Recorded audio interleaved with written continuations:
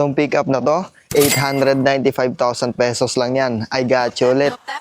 No broke boys, no new friends. I'm not rich, give me my tens. Ain't no lie. Murang-mura na para sa price niya. So this is the 2019 Nissan Navara EL Automatic. Exterior-wise, fresh original paint, auto-retractable side mirrors, may turn signals dito, at 18 inches two-toned alloy wheels bago yung mga tires. At dito naman sa harap, LED headlight, LED day running light, may fog lamps at functional grille para sa intercooler turbo at 3 ang ending. Dito sa pinakalikod, meron siyang heavy duty na bracket, meron siyang top lid cover at naka Aero Class na bed liner na rin siya.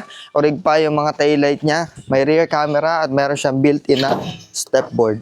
At sa loob, napakagandang headliner, napakagandang suede seats, maayos yung steering wheel, analog and digital display with 42,000 kilometers on the clock only. May outlet source dito, traditional infotainment system, climate control, automatic transmission with plus minus, 2 cup holders at center console. At sa second row, naka-place sa normal driving position ko yung upuan, pero meron pa rin akong leg, shoulder and headroom, 6 foot ang height ko. Meron siyang 2 air vents at 2 cup holders. At pagdating naman sa engine, meron siyang 2.5 liter 4-cylinder turbocharged diesel engine at automatic transmission na rin to, kaya madali lang siya i-drive. At pagdating naman sa maintenance at availability ng parts, hindi ka papahirapan nito. Basic maintenance lang din. At syempre, pag sinabing Nissan, napakalamig ng aircon yan. Dami naghahanap sa akin ng pickup nitong mga nakaraan. Kaya kung isa ka doon, reserve mo na to.